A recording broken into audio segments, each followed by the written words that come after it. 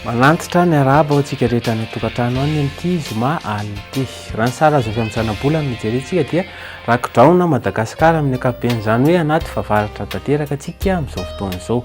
Ka toy izao mety toetrantsika rapitso sabotsy. Raha ny maraina dia anorana tandrifon-drahona iny faritry Diana, Sava, Nalanjorofo ary Sofia iny.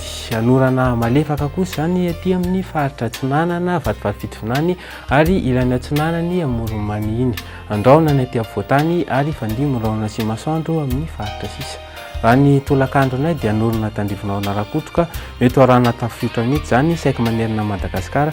Ankoatran'ity faritra Tsimotsinanana aty izay anorana malefaka ary ny aty andrefana dia no tanikorana fotsiny.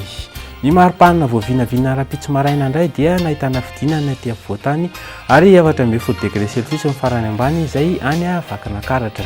Ny tolakandro indray no asiantsika tompomaso dia nahitana fidinana izany reto faritra avaratra Madagasikara reto ary 13 degré celsius amin'ny farany ambony izay any Mahevatanana. Ny toetrandro amin'reto tanàn-dehibe ivelan'i Madagasikara reto indray dia tahaka izao izany.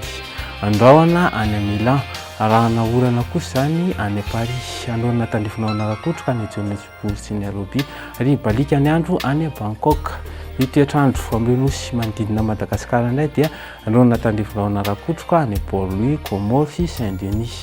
Andrahona fotsiny izany any Seychelles. Izay indray ny afaka atolotra amin'ity alina ity ary dia manaova zoma mahafinaritra veloma tompoko.